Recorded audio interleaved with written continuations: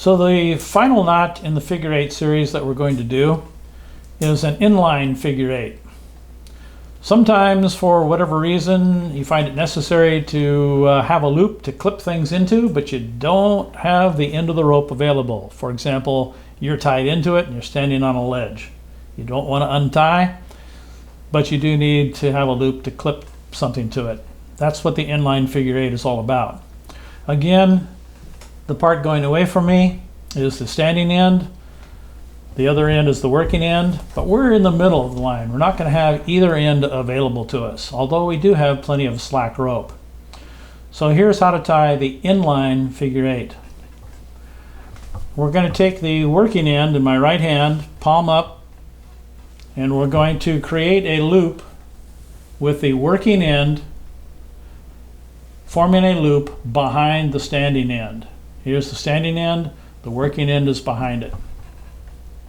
We're then going to take the two pieces of the standing end that form the loop and the working end in between, and we're going to hold those in place. Those three strands of rope are going to be held in our left hand. Again, standing end comes down, forms a bite, comes back up, and the working end is in between and behind the bite on the standing end. We're going to hold that in place.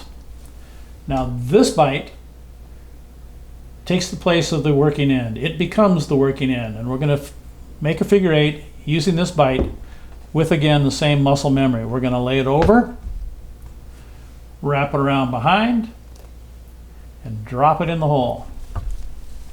And remember, as you do that, it wraps around and flips into the hole, not some other configuration. So grab it, bring it around, and fold it over into the hole. And again, you will end up with a dressed knot. And it's tied correctly. We can tell that because the bite that comes out of the hole and the other end, the working end, both exit the same hole at the same time in the same direction. Now, it's very important that you keep in mind where the anchor is on this knot. The anchor is up here. We can clip things into here, and we can pull, and everything stays in place. If we get it messed up, and the anchor and the loop are pointing in the same direction, when we pull on that loop, it becomes a slip knot. So it's very important on this knot to remember that the anchor into the rope points the opposite direction as the loop that you form.